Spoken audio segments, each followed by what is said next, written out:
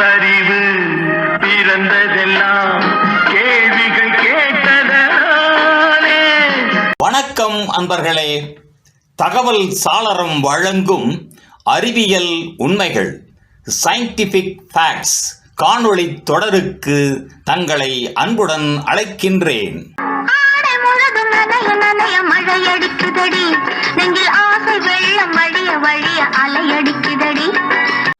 மழை அளவை அடக்கும் அறிவியல்.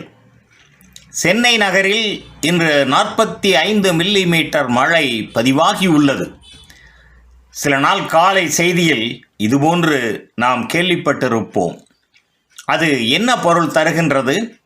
மழையை எப்படி அளப்பது? மில்லிமீட்டரில் எதற்காக அதனை அளக்கின்றார்கள்?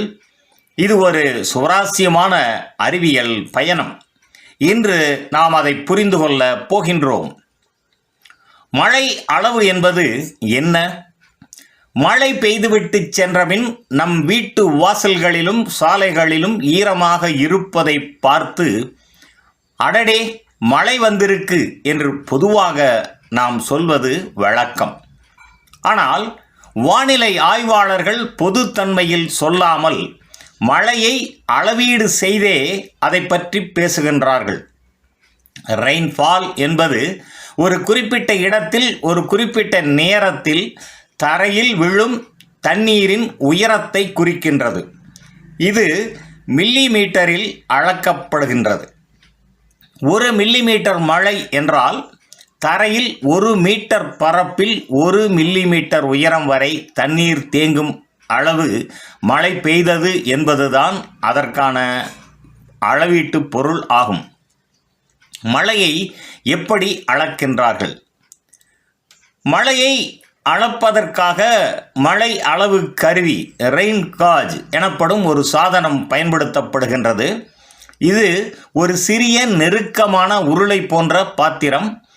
மேல் பகுதி திறந்தவையாக இருக்கும்.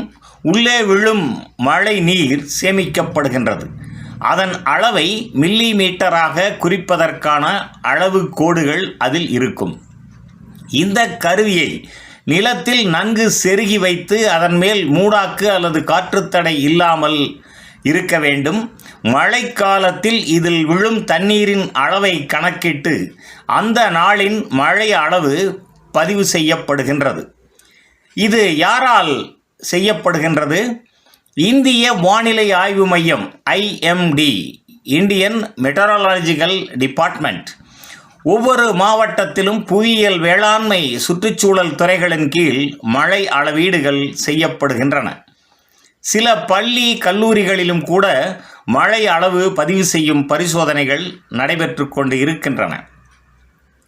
இது எதற்கு பயன்படுகின்றது? வானிலை முன்னறிவிப்பு செய்வதற்கும் எப்போது மழை பெய்யும் என்பதை மதிப்பீடு செய்யவும் பயன்படுகின்றது. விவசாயத்தில் எங்கு எவ்வளவு மழை பெய்தது என்பதை அறிந்து பயிர் மேலாண்மையை திட்டமிட இது பயன்படுகின்றது. அடுத்து, வெள்ள எச்சரிக்கை செய்வதற்கு அதிக மழை பதிவுகள் பதிவு செய்யப்பட்டால் ஆபத்து எச்சரிக்கை கொடுப்பதற்கு பயன்படுகின்றது. நீர்த்தேக்க திட்டங்களில் ஒரு பகுதியின் மழை பதிவுகள் அதன் நீர் வளத்தை நிர்ணயிக்க உதவுகின்றது. ஒரு சிறிய சோதனை. நீங்களும் வீட்டில் ஒரு காலி தண்ணீர் பாட்டிலுடன் மேல் பகுதியை வெட்டிவிட்டு மழைக்காலத்தில் வெளியில் வைத்தால் அதில் உள்ள நீர் அளவை கோடாக குறித்தால் உங்கள் சொந்த மழை அளவு கருவியாக அது தயாராகிவிடும்.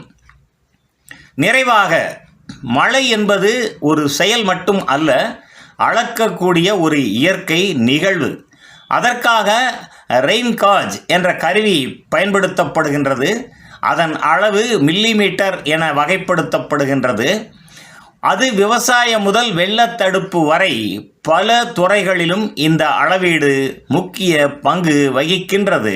நன்று நண்பர்களே, தகவல் சாளரம் வழங்கும் அறிவியல் உண்மைகள் தொடரின் பெரிதொரு காணொளியில் மீண்டும் சந்திப்போம்.